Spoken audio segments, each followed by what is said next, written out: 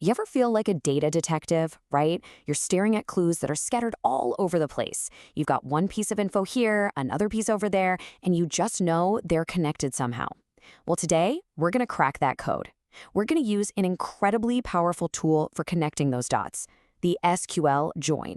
So here's our game plan. First, we'll dig into why disconnected data is such a problem. Then we'll introduce the tool that connects our tables, and we'll really master the classic inner join. After that, we'll take a quick tour of some other join types, and we'll finish up with a few pro techniques. Let's get into it. Okay, so every good data investigation starts with a mystery, and here's ours. All our crucial pieces of information are stored in separate tables. It's like the clues are hidden in completely different rooms. Let's look at our first clue, the orders table.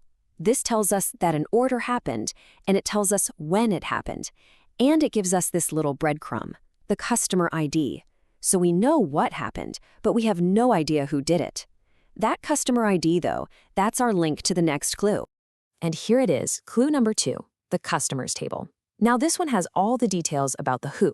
We've got their name, their country, but by itself, this table doesn't tell us a single thing about what they bought. See the problem? We have two totally separate pieces of the same story. So this brings us to the big question, right? The central problem of our investigation. How in the world do we put these clues together? How do we connect a specific order to a specific customer's name and create a single meaningful report? Well, this is where our hero arrives. To solve this puzzle, we need a special tool that's designed for exactly this purpose, a way to bridge that gap between our separate tables. And that tool is the SQL JOIN clause.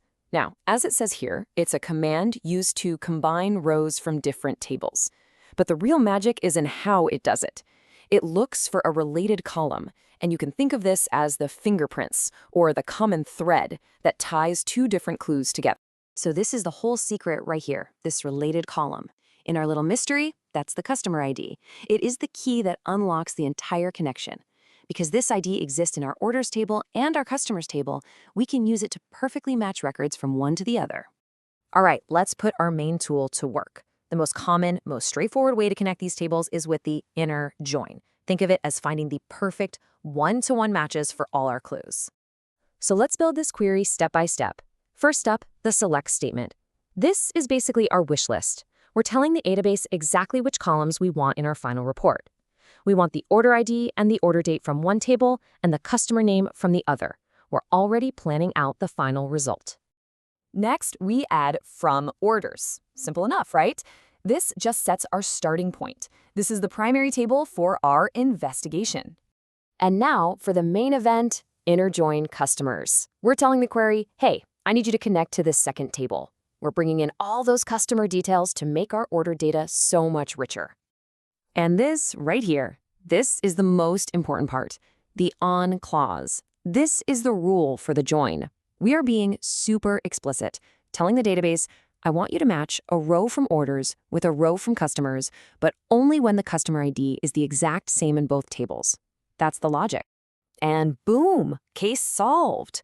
Just look at this result. We now have a single unified view. The order ID from that first table is sitting right next to the actual customer name from the second table. The disconnected clues now tell a coherent story. That's the power of a join. Oh, and before we move on, a quick pro tip. You're going to see join written by itself all the time without the word inner. Don't let it throw you. As you can see here, it's the exact same thing. Inner is just the default type of join, so writing join is a handy shortcut. Okay, so while inner join is your trusty magnifying glass, every good detective has a whole toolkit, right? So let's take a quick look at other types of joins you can use for different kinds of investigations. This really shows how our toolkit expands. We've mastered inner join, which only finds perfect matches. But what if you wanted to see all of your customers, even the ones who haven't placed an order yet? That's a perfect case for a left join. It returns every single record from the left table, our customers, and then any matching orders from the right. Right join just flips that logic. And full join? Well, that's your ultimate tool to see absolutely everything. All customers and all orders matched up where possible. It gives you the complete, unfiltered picture. Okay, time for a couple of pro tips, because sometimes these cases get a little more complex, and you need to start layering your techniques. First off, a really crucial best practice. You saw in our earlier query, the syntax was orders dot customer ID. Specifying the table name before the column name like that is just a great habit to get into. It prevents all sorts of confusion and errors, especially when two tables might have a column with the exact same name, like ID. But what happens when the mystery gets bigger? What if there's a third suspect or a fourth? What if you need to connect 3 tables, not just 2? Well, let's introduce a third table into the mix, shippers.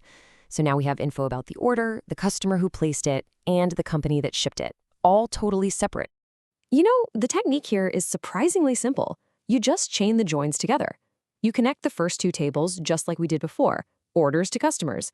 Then you just add another inner join clause to connect that result to the shippers table. The only key is to make sure you have a linking column for each step of the chain, like customer ID for the first join and maybe shipper ID for the second.